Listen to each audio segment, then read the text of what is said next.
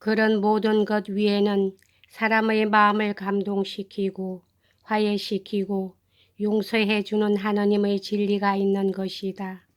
나의 생애는 바야흐로 끝나려 하고 있다. 나는 그것을 잘 알고 있으며 또 느끼고 있다. 그러나 얼마 남지 않은 하루하루가 찾아올 때마다 나의 이 지상에서의 생활이 이미 새롭고 끝없고 아직 알 수 없는, 그러나 머지않아 찾아올 생활과 서로 연결되고 있음을 나는 느낀다. 그러한 새로운 생활을 예감할 때 나의 영혼은 환희에 떨리고 지성은 밝게 빛나고 감정은 희열에 넘쳐 흐느끼는 것이다. 사랑하는 여러분, 나는 이런 말을 들은 적이 한두 번이 아니었다. 특히 최근에 이르러서는 더욱 자주 듣게 되었다.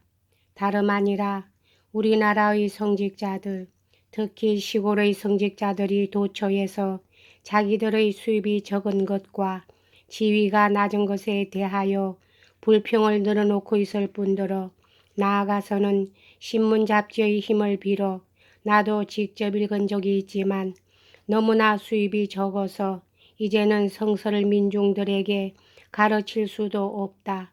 비록 루터파나 그 밖의 이교도들이 양떼를 빼앗아 간다 하더라도 우리들의 수입이 이렇게 적으니 제멋대로 빼앗아 가도록 내버려 두는 수밖에 없다.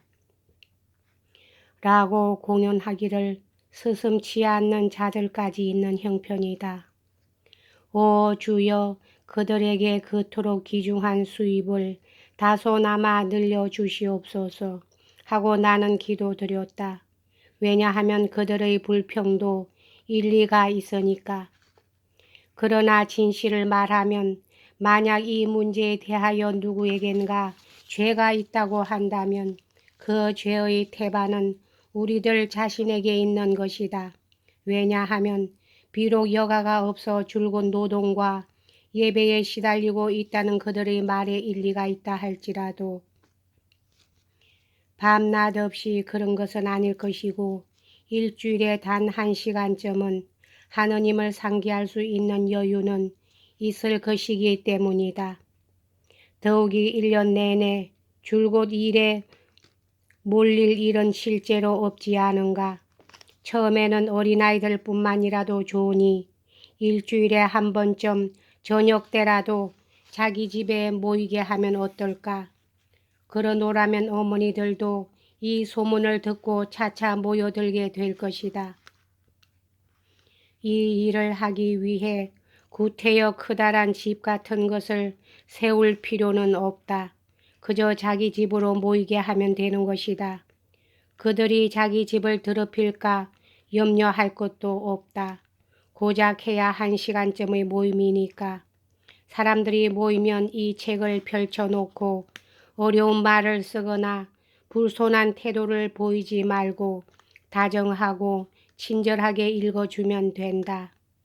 이때 자기가 읽어주고 있다는 것을, 그리고 사람들이 정신을 가다듬어 그것을 듣고 이해한다는 것을 기쁘게 생각하며 자기 자신도 이 책의 말씀에 귀를 기울여야 할 것이다. 그리고 이따금 읽기를 멈추고 그들이 이해하지 못하는 말들을 설명해 주어야 한다. 염려할 것은 조금도 없다. 그들은 무엇이든 알아들을 테니까. 정교를 믿는 백성들은 무엇이든지 다 알아들을 수 있을 것이다. 아브라함과 사라의 이야기, 이삭과 리브가의 이야기에 대해서 읽어줄 것이며 또 야곱이 어떻게 하여 라반한테로 가게 되었는가 하는 이야기와 그가 꿈에 하느님과 싸운 이야기이며 이곳은 무섭다 라고 한 이야기도 읽어주어 민중의 경건한 마음에 깊은 감명을 주어야 할 것이다. 그리고 또 민중들에게, 특히 어린 아이들에게 다음 이야기를 들려주면 좋을 것이다. 형들이 피를 나눈 동생 요셉을, 해몽을 잘하고 위대한 예언자였던 귀여운 소년 요셉을 노예로 팔아먹고는 아버지에게로 돌아가 들짐승이 동생을 잡아먹었다고 말하며 피투성이가 된 옷을 보여준다.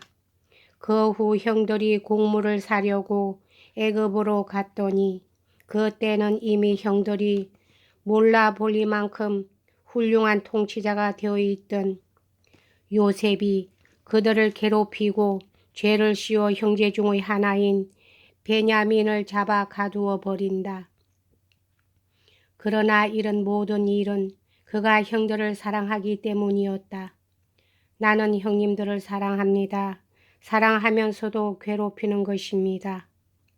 그도 그럴 것이 그는 옛날에 자기가 타는 듯한 사막 어느 우물가에서 장사치에게 노예로 팔렸던 일이며 그때 형들에게 제발 낯선 땅으로는 노예로 팔지 말아 달라고 두 손 모아 애원하였던 일을 언제까지나 잊을 수가 없었지만 이렇게 오랜 세월이 지나고 난 후에 서로 만나 보니 다시금 그들에게 무한한 사랑이 용솟음 초올랐기 때문이다. 그러나 요셉은 사랑을 느끼면서도 그들을 힐난하고 괴롭히는 것이다. 드디어 요셉은 터질 듯한 마음의 고통을 견딜 수 없어 그들의 곁을 떠나 침소로 들어가 몸을 내던지고 울음을 터뜨리고 만다. 잠시 후 그는 눈물을 씻고 밝은 얼굴로 그들 앞에 나타나서 형님들, 내가 당신들의 동생 요셉입니다. 하고 자기를 밝히는 것이다.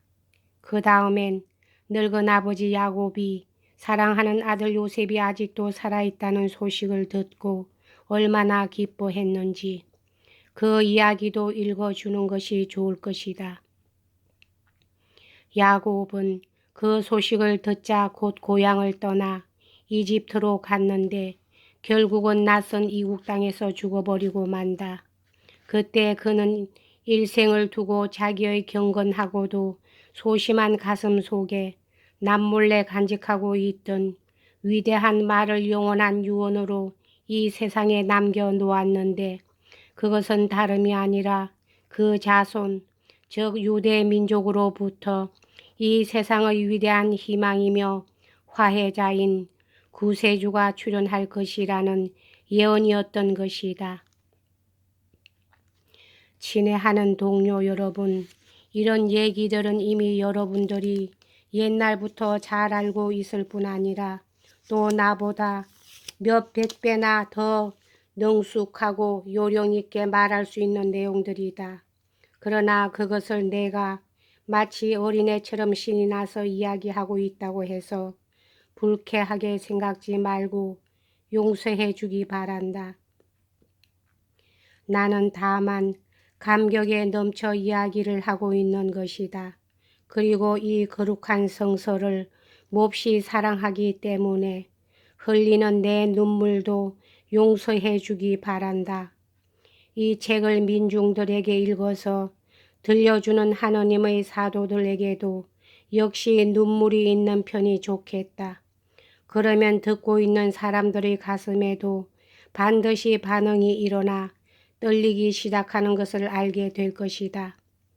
필요한 것은 단지 조그마한 하나의 씨앗뿐이다.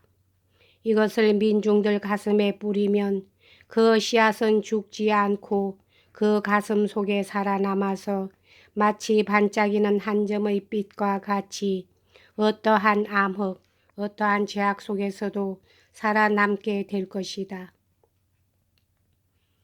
그러나 번거롭게 설명을 늘어놓거나 설교를 할 필요는 없다.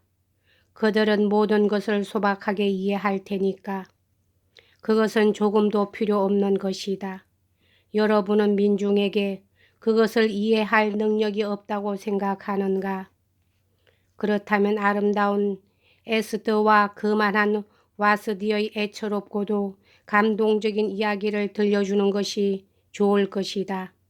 아니면 고래 뱃속에 들어갔던 예언자 요나의 기적적인 이야기도 좋다.